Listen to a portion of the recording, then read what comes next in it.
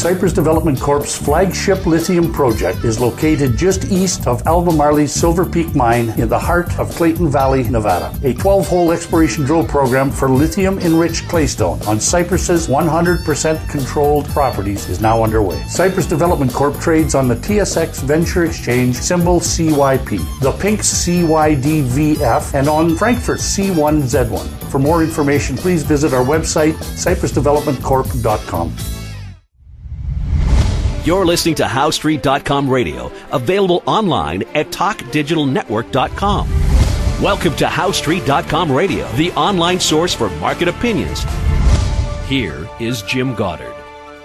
My guest is Sean Brodrick, senior editor for WeissGroup.com. Welcome back to the show, Sean.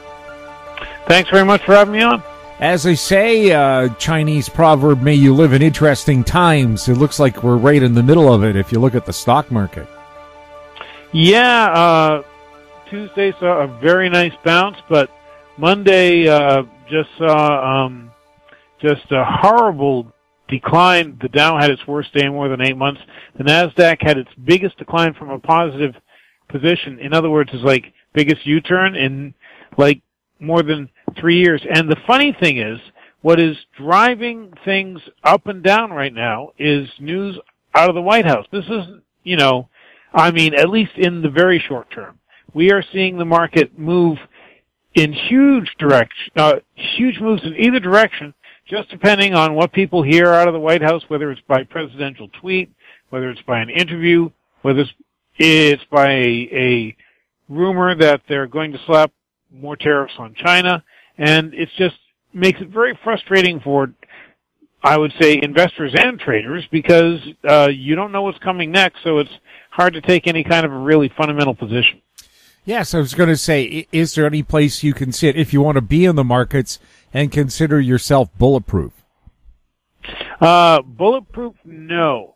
But there are areas of opportunity. I've been moving subscribers into precious metal stocks. We've been doing quite well, actually.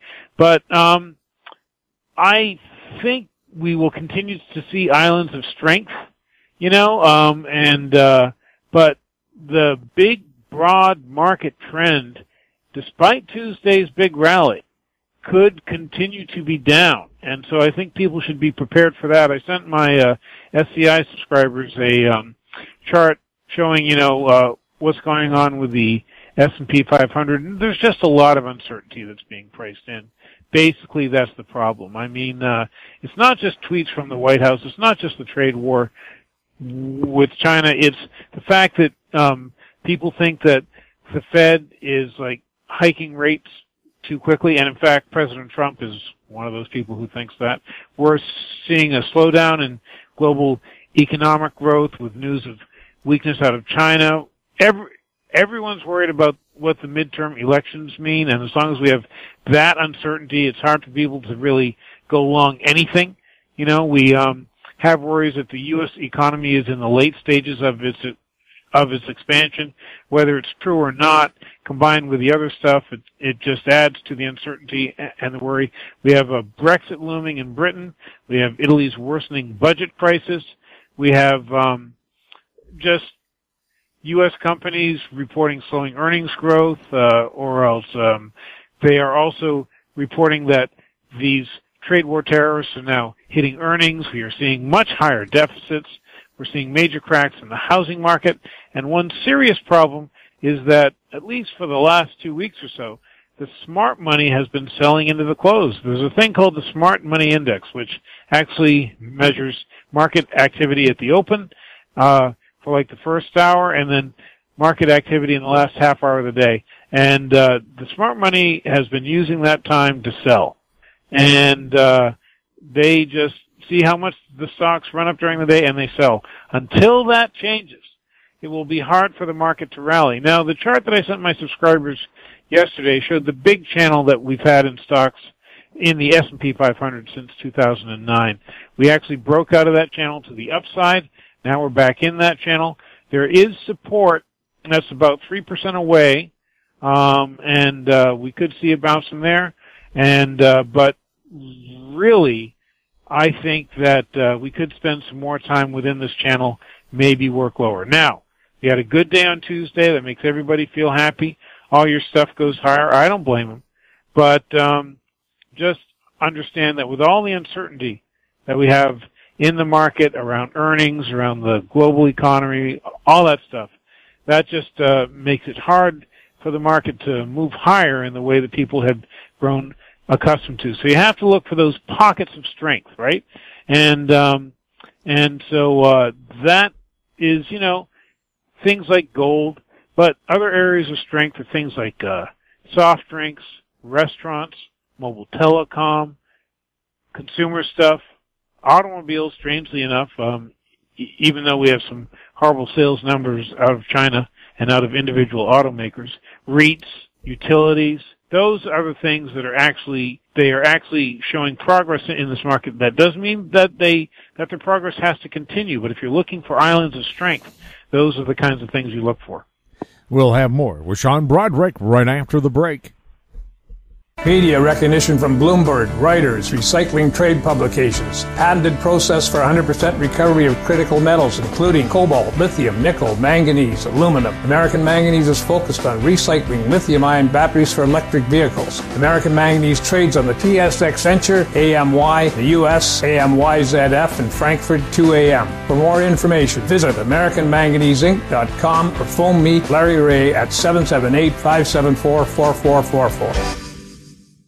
Arctic Star Exploration, operated by a team of proven mine finders, is focused on diamonds in Finland and the Northwest Territories of Canada. Work programs are underway in Finland and Canada. Arctic Star trades on the TSX Venture Exchange symbol ADD, on Frankfurt symbol 82A1, and the OTCQB symbol ASDZF. Please visit our website arcticstar.ca or call us at 604-689-1799. Welcome back. We're speaking with Sean Brodrick. Sean, IBM bought Red Hat for over $3 billion, the biggest software deal ever done. What was behind that deal? Too much money and not enough to do with it. Or else maybe you can throw in desperation. IBM can see the walls closing in, that the next generation of tech may not include them. So they're just, grasping on anything, like any drowning man. You will have trouble finding someone on Wall Street who does not appear on TV who thinks that deal is actually a good one. Nonetheless, this is what we have now. And, good for Red Hat. I mean, I have nothing against the company, and I have nothing against its management, and they're doing well out of this, so that's good. But is it a good move for shareholders? We'll just have to see how that works out. Gold and gold miners, what do you like, and is there good action? Oh, yeah, there's great action. That's actually one of the things that's working for me lately. We aren't going whole hog. Anyone entering this market should take the salami approach, which is one slice at a time, right? But especially the larger miners. And I think I've talked on your show about this before. I've been buying miners with a South African kind of cast to them because those are the ones that are beaten down the most. But I think we had a buying opportunity that actually began in September because of the bottom we saw in gold in August. And so I think that this is something that is actually tradable. I do believe that right now what is forecast is the Fed's going to hike rates one more time this year in December and then 3 times next year. I don't think all those rate hikes are coming. There's a lot of reasons why. I spelled that out on in a column on the EdelstenInstitute.com, which is basically that the Fed can't afford to make the price of actually borrowing money too expensive. There's a lot of people that are really getting squeezed as the price goes up, and that's going to include the U.S. government because we're starting to have deficits over $1 trillion a year. So for these reasons, I think that they will call a halt to the rate hikes or at least slow them down. Now, that isn't being reflected in the market right now, and you can say, well, you're wrong, and so far I am. I just don't think that I'm going to continue to be wrong. because right now the market is looking very bullish. We're seeing the U.S. dollar break out. We're seeing all sorts of things. But I think more than a breakout, it's a topping process for the dollar. We'll just have to see how that goes. That's one reason why I think gold stocks are actually doing so well, is they're anticipating the topping process in the dollar. The European Central Bank has kept their trend-setting rate at 0. They won't have any wiggle room to help out their economy, will they, unlike the Fed? Europe has so many problems. I mean, that's a whole show. We could do a show on what's going on with Europe. And that actually helps out the U.S. dollar. That's one of the reasons why the dollar is going higher, is because people are looking around Europe and say, this thing isn't going anywhere. I want to take my money and I'm going to go play in the United States where they're getting nice tax breaks and the stocks look good and all this stuff. And that's actually has caused a lot of international capital to flow across the pond to the United States, and it should continue going forward. But you have to wonder how long that will last too. At least in the short term, though, it's very good for the dollar. We'll have more with Sean Brodrick right after this. Vadic Ventures Corp. is a potash exploration company focused on the Korat Basin in Thailand, the world's largest undeveloped potash resource. Vadic's management has extensive potash exploration and development experience in Thailand. Vadic will have marketing advantage compared to Western producers. Drill program commences this spring. Vadic trades on the TSX Venture, symbol VCV, and on Frankfurt, symbol V8V2. Visit our website, vadicventures.com. Don't miss out. Stay informed. Receive the HowStreet.com weekly recap with thought-provoking podcasts, radio, and articles delivered to your inbox. Sign up for the HowStreet.com weekly recap on our homepage at HowStreet.com. Welcome back. We're speaking with Sean Brodrick. Going back to Europe for just a second. Angela Merkel announcing that she's not going to run again, and Germany has been the most stable economic place probably on the planet over the last 20 years. That's not good news for them either. They've only had 3 leaders in like 30 years. Yes. Stable. I mean, stable. That place is frozen in ice. It's frozen in carbonite, for God's sakes. That's kind of stable, yeah. I am sorry. I didn't mean to interrupt. Please continue with your question. Well, no. I'm asking you, without her leadership and without her ability to form a government now because of their proportional representation, I guess it might be a warning for people in British Columbia who have a referendum coming up about, do they want proportional representation? Is Germany and Italy and all these other countries that have a kind of a reason to have a sober second thought about it? Well, at least for me, more democracy is better. I always like that. But the reason she's quitting is because her party is losing elections. They've actually lost a series of them there. So the writing is on the wall for her. She's getting out while the getting's good. She'll go sit on a yacht or in a villa somewhere and just watch how things go. They have been very stable for a long time in Germany, but as the old saying goes, the only constant in life is change. So the fact that it's so stable means that, maybe a period of instability would be the most likely thing to happen. That's like the U.S. market. It was going up for so long, people got so used to that, they thought something else couldn't happen. So when we have a correction, suddenly everybody freaks out because they don't think a correction is possible. Correction is quite possible. A deeper correction is possible. Just because things go up for a while doesn't mean they can't change. In fact, they will change. And that's what people have to be ready for. Well, why do you think Germany has been so economically successful and so many other parts of Europe have not? Oh, well, you're probably just asking me this rhetorically because you want your listeners to hear this. I love the sound of your voice. I mean, they rigged the game for Germany for so long with the euro, it's not funny. Because the German factories are more efficient and stuff. So when you made the currency equal across Europe, they would outproduce everybody, and that's why you saw factory after factory in places like Portugal and Spain and stuff like that go under because they couldn't compete. Having the euro, that's how Germany conquered the rest of Europe with banks, not tanks, right? That was the major thing for them. But now we're seeing the strains in the European system because one size fits all.